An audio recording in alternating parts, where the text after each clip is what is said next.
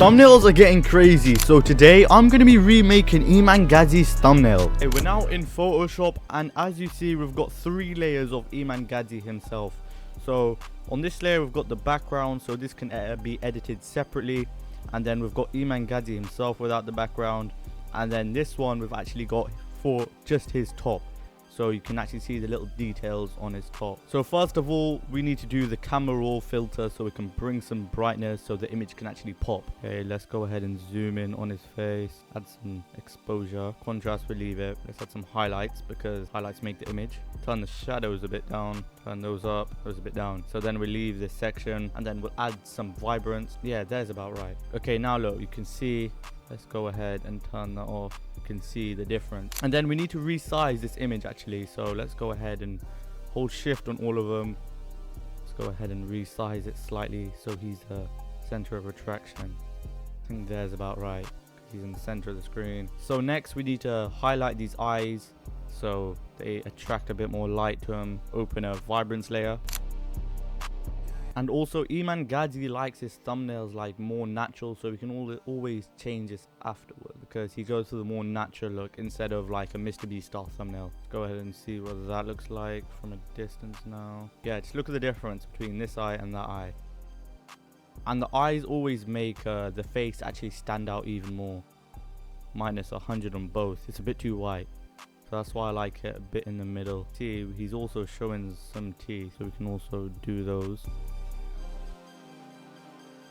Right there, yeah. Look at his teeth, how much they just stand out a bit more. Next, we need to do some lightness and some glow and some darkness and shadows on his face using the curves. Make the brush a bit bigger. 0 hardness, right about there, and a tiny bit bigger. Flow, we want to do it to like 4, because 4 is literally the perfect amount on everything. You should never put light where it's already dark, because then it kind of ruins the thumbnail. And now we're on the shadow. The shadow is one of my favorite bits because it kind of makes it all come together. Yeah, that looks good. Looks good. Oh yeah, and then I also forgot to turn on this layer. It's the top and hands. All we need to do is just erase that. But now you can see that on his top, all the details are literally right there. If we turn it off, look at it before and look at it after. Makes it pop. Okay, now let's do the background. So we're gonna do camera raw filter again. Just need to darken it up. Turn the exposure a bit down. Okay, there, yeah, great. And now all we're gonna do is add something in the background, and the thumbnail is basically complete. And then we can actually add a tiny bit of blur on the background. You see, that's a bit too much. Makes his head look funny. Okay, so I basically want to put a little text behind him that says 1,000 something a week that he's making.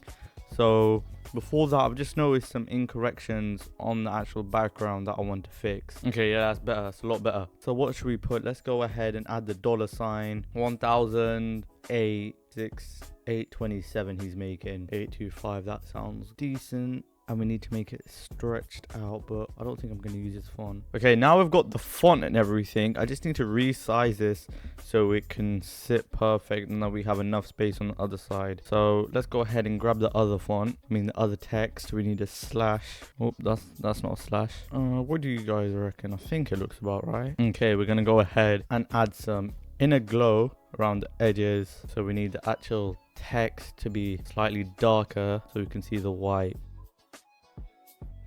Okay, cool. Let's go ahead and Command J that, make a new one. Because the shadows really add like a depth effect to this, like the letters and everything. But let me go ahead and take the shadows off.